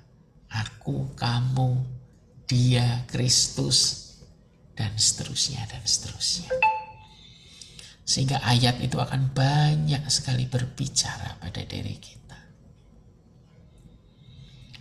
Sehingga waktu saya mendengar, memeditasikan ayat ini, saya dikuatkan dengan sangat sederhana. Ternyata salah ketika kita berpikir bahwa kita tidak akan pernah menderita. Salah ketika kita berpikir bahwa kita akan selalu mendapatkan yang baik, selalu mendapatkan yang enak, selalu mendapatkan berkat, selalu. Ternyata tidak. Bahwa hidup kita juga akan menderita. Jadi kalau menderita itu biasa saja. Tapi kita tidak menderita sendiri. Tetapi Tuhan Yesus akan menemani kita dalam penderitaan kita. Lah Tuhan Allah kok kok ikut menderita? Nah, makanya itu kuncinya di situ. Masa Tuhan Allah yang sudah mengalahkan, bahkan memiliki dunia ini akan kalah oleh penderitaan? Enggak. Tetapi melalui penderitaan itu, Tuhan akan menghasilkan bagi kita karya-karya yang membuat kita semakin cemerlang, semakin memuliakan Tuhan. Jadi ketika kita menderita, apa yang harus kita lakukan? Melekat pada Tuhan, tetap di dalam Tuhan. Kalau kita tidak tahu jawabannya, yakin bahwa Tuhan akan memberikan jawabannya. Kalau tidak diberikan Tuhan jawabannya, tidak apa-apa. Aku percaya Tuhan menyertai aku dan akan menolong aku, menudungi aku, menguatkan aku. Kalau sampai mati nggak ada jawaban, ya tidak apa-apa. Nanti ketemu Tuhan Yesus, aku mau tanya, itu sebetulnya kenapa Tuhan? Nah, gitu kira-kira. Jadi hidup kita tetap tenang, tetap ada damai sejahtera di dalam Tuhan. Jadi ketika saya menemukan ini, saya bilang, wow, ternyata kadang-kadang kita salah ya di gereja ini diajarkan. Kamu diberkati, kamu akan terus naik, tidak turun, dan seterusnya, dan seterusnya. Iya, kalau kita di dalam Tuhan. Dan naiknya bukan naik ukuran dunia. Naiknya adalah ukuran kemuliaan Allah.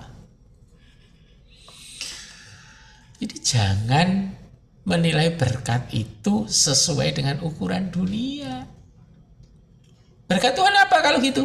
Damai sejahtera. Jelas. Supaya kamu beroleh damai sejahtera dalam aku. Jadi kalau kita kehilangan damai sejahtera, ya kehilangan segalanya, nggak ada untungnya sama sekali, menderita tok. Nah, karena itu jangan pernah melepaskan tangan kita pada tangan Tuhan. Jangan pernah melepaskan hati kita pada cinta kita pada Tuhan.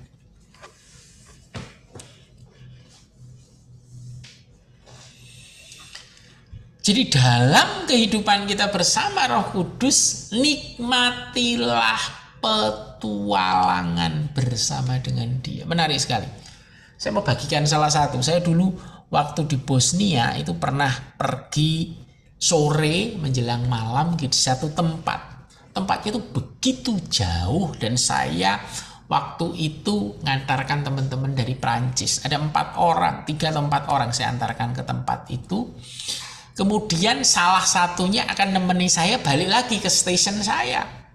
Itu mungkin ada beberapa 100 berapa kilometer, mungkin lebih. Dan waktu itu sudah malam. Dan saya belum pernah lewat daerah situ sama sekali. Dan seenaknya saja ini orang-orang Perancis itu bilang sama saya gini, udah Her, kamu pulang aja, kamu kan polisi Indonesia, beranilah pulang sendiri. Wah, kurang ajar bener ini, saya pikir begitu. Aduh, saya bilang, gimana ini saya kalau gak pulang nanti gimana, karena mereka akan gak ada yang mau balik lagi ke station. Wah, ya sudah, saya pulang. Nah, disitulah adventure saya, petualangan saya bersama dengan Tuhan. Saya kalau belokan saya nggak tahu Tuhan, saya mau belok kanan atau belok kiri atau lurus, saya nggak tahu Tuhan. Roh Kudus tuntun aku ini ke kiri apa ke kanan. Tiba-tiba pikir saya kiri, nggak tahu saya. Jalan lagi naik gunung, wah, turun gunung, muter-muter, belokan lagi Tuhan, ini kiri atau kanan. Terus itu saya benar-benar menikmati.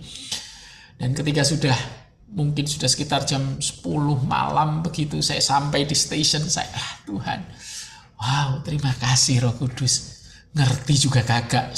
Dan waktu itu musim salju, jadi semua putih, nggak kelihatan. Nggak ada kelihatan apa-apa.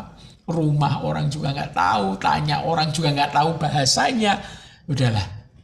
Tapi itulah yang saya sebut dengan adventure. Udahlah, lewat jalan kemana saja, ya udahlah, percaya saja. Pada saatnya Roh Kudus akan kasih tahu. Kalau salah juga nanti tuh Roh Kudus juga akan memberitahu, dan seterusnya.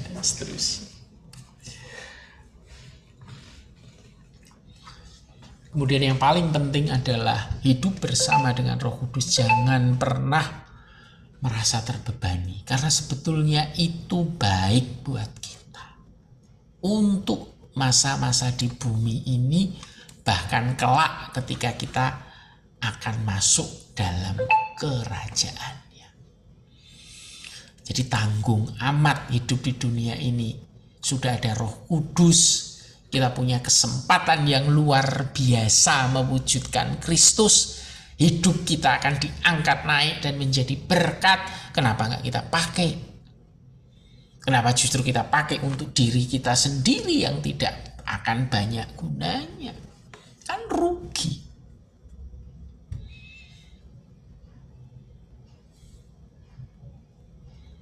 Saudara-saudara, kita harus selalu mengejar keserupaan Kristus sebagai ukuran dari keberhasilan dalam hidup kita. Yang kedua, kita harus terus-menerus melihat diri kita, apakah kita sudah menjadi berkat. Kemudian kita terus-menerus harus mulai dan semakin peka terhadap suara Roh. Sudah seringkali saya bertanya-tanya, gimana sih cara yang paling mudah hati yang mau taat? Loh, mulai dari mana? Yang dilarang Tuhan. Itu yang paling gampang kan? Yang dilarang Tuhan, marah tanpa alasan. Dilarang Tuhan, ya jangan marah. Emosi, ya jangan emosi. Benci, ya jangan benci. Itu yang paling gampang. Jadi kenali yang dilarang dan kita tidak melakukan. Dengan taat, dengan sukacita, dengan penuh kegairahan. Kemudian berani masuk kepada kondisi-kondisi baru, tantangan-tantangan yang baru. Mempraktekkan Tuhan. Mempercayai Roh Kudus. Kemudian lakukan semuanya itu dengan disiplin. Baik, saya kira itu teman-teman. Monggo silahkan memberikan kalimat akhir kesimpulan dari apa yang kita pelajari malam hari ini. Yuk silahkan, mungkin mulai dari Mas Yakobus. Mas Yakobus, monggo Mas. Iya, shalom Mbak. Selamat malam semuanya. Salam. Iya, akhirnya saya mendapatkan satu pembelajaran lagi bahwa sangat penting terus mengalami pengalaman-pengalaman yang baru bersama dengan Tuhan, gitu kan? Karena akhirnya saya berpikir bahwa oke lah, kita mungkin pernah punya pengalaman di mana kita jatuh, lalu kita merasa bangkit lagi bersama dengan Tuhan waktu kita di dalam lapas, begitu kan? Nah, dan ternyata itu nggak hanya stop di situ.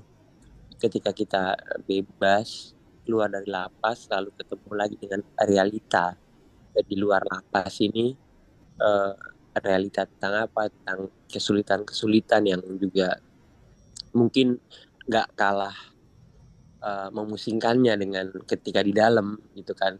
Nggak kalah bikin sakit kepala kayak di dalam. Mungkin di dalam dulu sakit kepala, lalu kita rasa oh ya Tuhan tolong kita. Nah, di luar pun penting untuk kita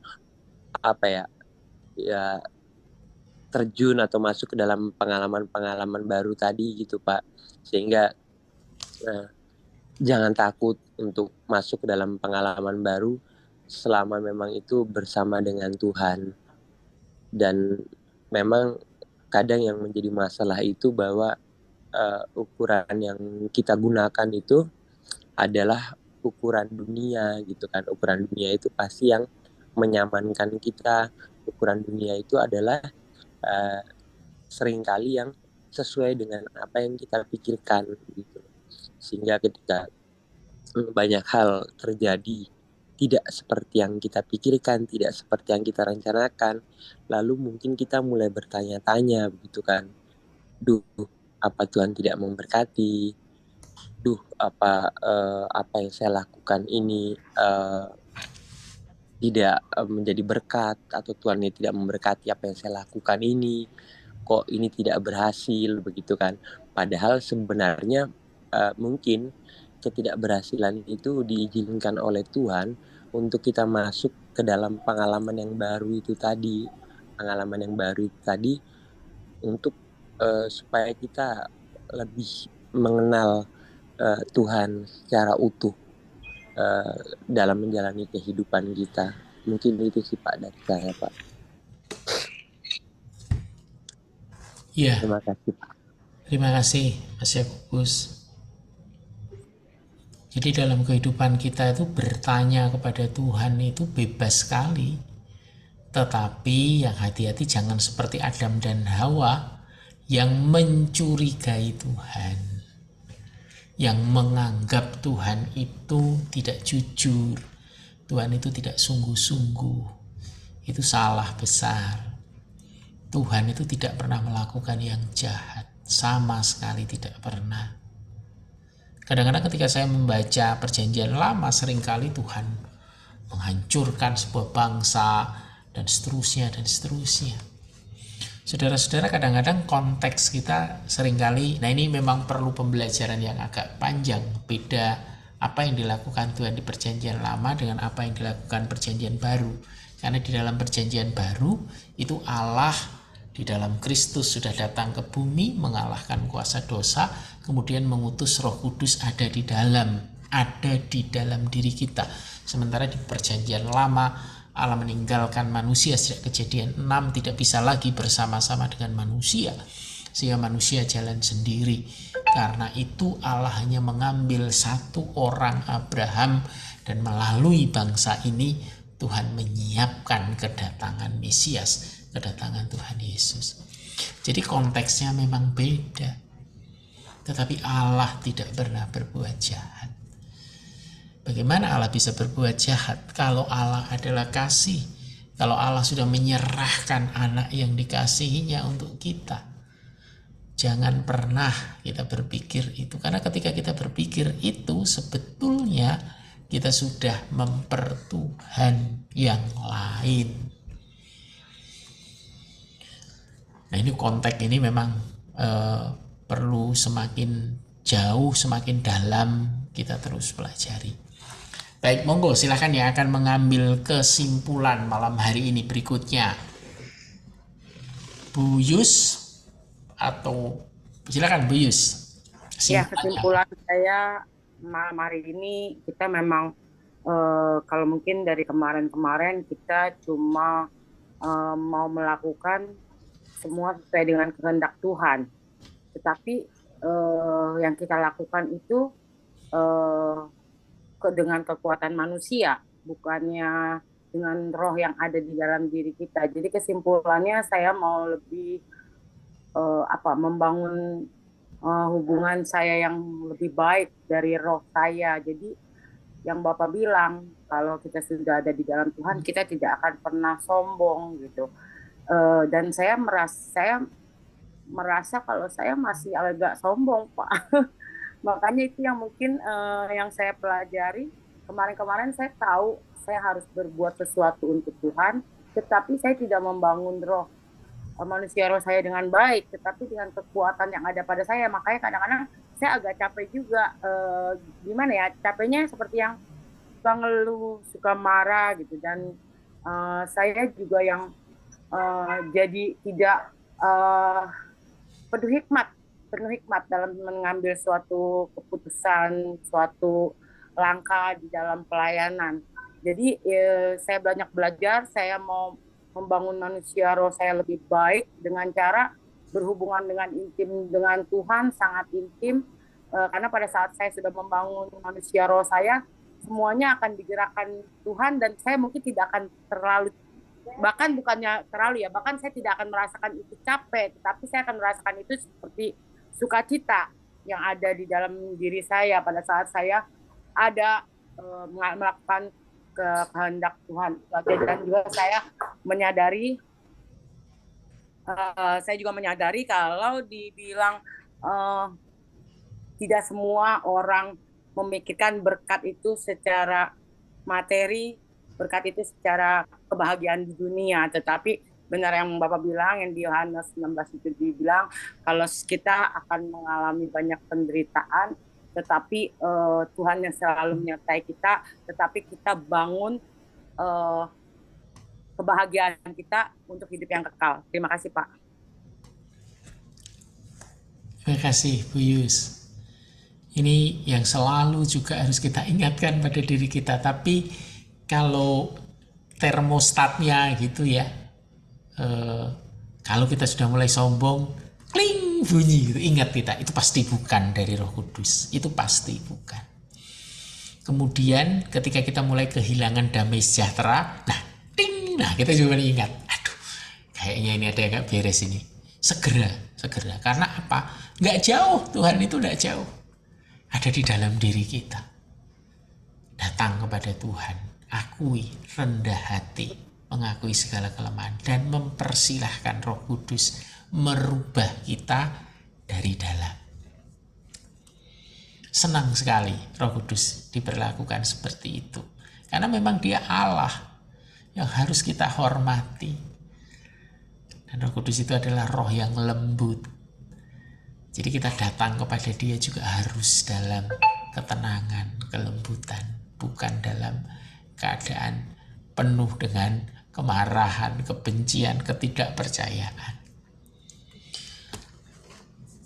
Silahkan Bu Yolanda atau Pak Asun, kesimpulan malam hari ini, silahkan. Kalau saya sepertinya sama dengan Mami Yus ya. Yang kadang-kadang masih suka ya menggebu-gebu, tidak beraturan, juga masih sulit. Ya tapi tetap minta pimpinan Roh Kudus supaya bisa membawa saya semakin dekat dengan Kristus, Pak. Termostatnya itu tadi juga begitu tinggi. Bu Mei mungkin ada kesimpulannya, Bu? Saya dengar suaranya di belakang tadi.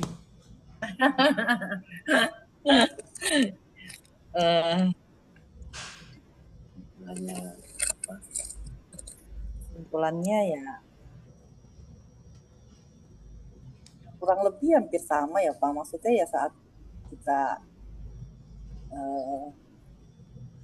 manusia roh kita ya harus dibangun lebih tepatnya sih dibangun lagi ya. Jadi harus lebih intim sama Tuhan supaya manusia roh kita ya lebih hidup sih. Ya yang penting yang pasti ya itulah saat kita bertemu untuk membangun roh manusia roh di dalam diri kita ya kita harus terlebih dulu yaitu jujur di hadapan Tuhan. Saat kita datang ke mezbahnya ya kita harus apa istilahnya letakkan semua segala beban kita, permasalahan kita, kesulitan kita, ketidakmampuan kita ya kita harus jujur semuanya di depan Tuhan lah. Tuhan inilah aku apa adanya ya minta penyertaan Tuhan aja untuk selanjutnya seperti itu sih Pak. Iya, saya teringat Tuhan Yesus mengatakan, aku tidak akan membiarkan kamu menjadi yatim piatu. Jadi enaknya tuh gitu loh, orang Kristen itu sudah masuk surganya gratis, hidup di dunia tidak pernah jadi yatim piatu. Ada roh Allah yang menyertai kita. Wah, kurang apa? Yang kurang itu kita kurang rendah hati, kurang jujur pada Tuhan. Terlalu sombong Pak. Masih. Nah kok manusia kok sombong, yang disombongin apa sebetulnya? Kadang kita lupa diri, kita suka mengandalkan kekuatan kita, mengandalkan kesombongan kita. Kadang kita suka lupa Pak dalam kehidupan hari-hari kita tuh ya itu bukannya yang kita maksudnya kalau kita mengerjakan segala sesuatu kita bukan ingat maksudnya oh ini ada campur tangannya Tuhan, tapi kadang suka siapa dulu dong gitu loh. Kadang ya itu kadang kemanusiaan kita tuh kayak gitu. Walaupun kadang ingat lagi semuanya juga karena Tuhan kali gitu. Iya, dan memang sikap seperti itu harus kita biasakan. Bukan hanya sekedar kata-kata tetapi meluap dari hati. Karena itulah yang disebut dengan keterpesonaan, itu yang disebut dengan kecintaan. Karena itu kan hukumnya hukum kasih. Tuhan itu memberikan hukum kasih. Kenapa hukum kasih? Karena kalau kita mengasihi, kita sudah tidak akan bisa berbuat dosa. Tidak bisa berdosa. Kalau kita mengasihi anak kita mau jahat sama dia nggak bisa, kita mengasihi kok. Kalau kita mengasihi istri kita, mengasihi suami kita dengan sungguh-sungguh, nggak mungkin lah kita tidak akan mensupport dia, nggak bisa.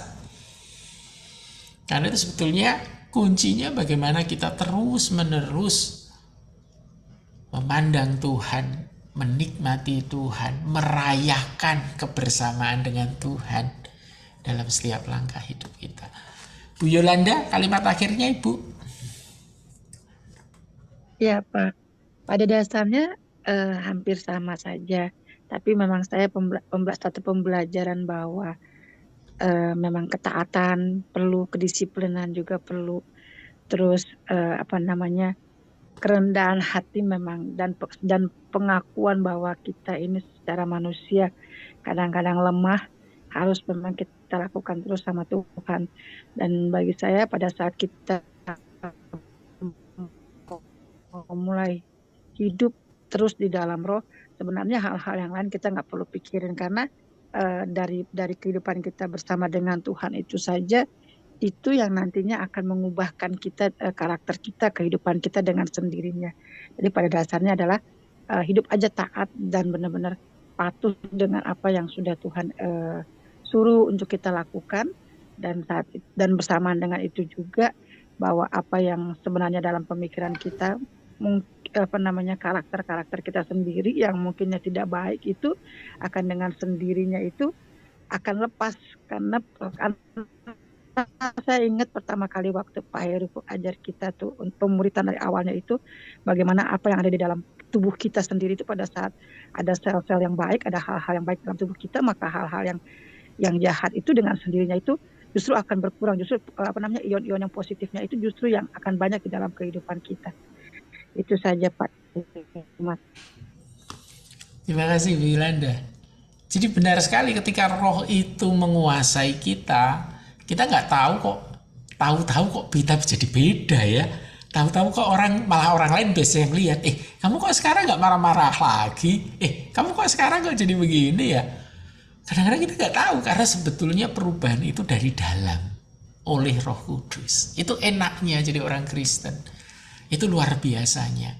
Belum lagi Tuhan kan mengatakan, kalau kita mendahulukan kerajaan Allah, segala sesuatu yang kita butuhkan itu akan dilimpahkan. Itu akan menyertai kita. Jangan pernah khawatir. Nah, karena itu pentingnya komunitas, pentingnya persekutuan adalah saling menguatkan seperti ini, meneguhkan lagi, mengingatkan lagi. Baik, terima kasih malam hari ini. Saya kira cukup. Mas Yakobus, tolong tutup dalam doa, Mas Yakobus. Ya, baik Pak. Apakah suara saya jelas Pak? Jelas. Saya minta Mas Yakobus karena suaranya yang paling jelas tadi. Oke, ya. Baik, mari teman-teman kita tutup ini dalam doa. Kami bersyukur, kami berterima kasih Tuhan. Pada malam hari ini kami boleh sama-sama belajar tentang bagaimana kami boleh terus belajar melekat kepada Engkau Tuhan dalam segala realita yang kami lihat, dalam segala kehidupan yang boleh kami jalani, yang seringkali keraguan menghampiri kami, seringkali ketakutan menghampiri kami, seringkali kebimbangan menghampiri kami Tuhan.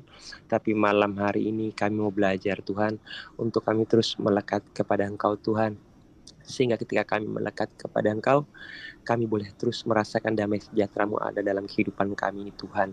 Terima kasih Tuhan Yesus, terima kasih Bapa.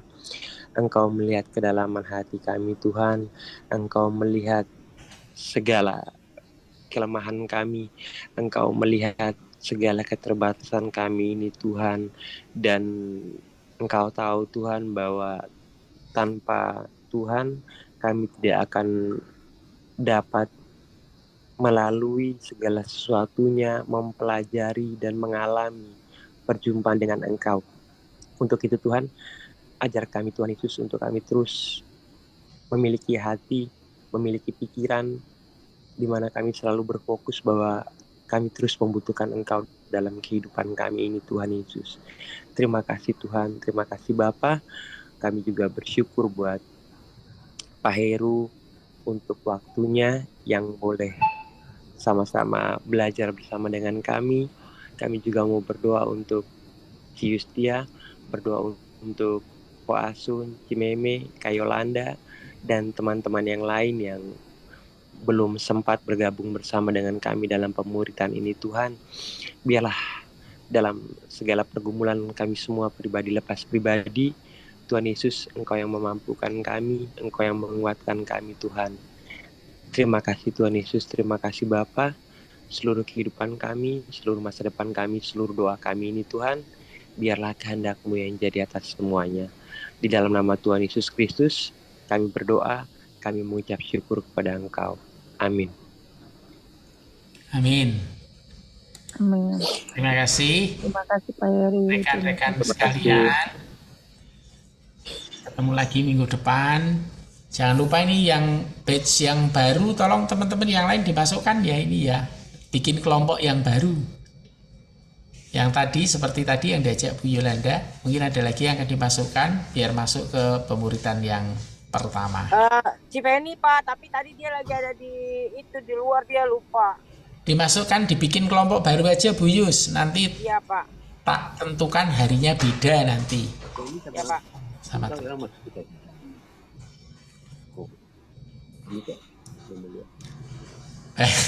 Terima kasih. Ya, baik, Selamat makasih. malam. Dan Selamat diberkati. malam, Pak. Diberkati. Selamat malam Pak, selamat berkati.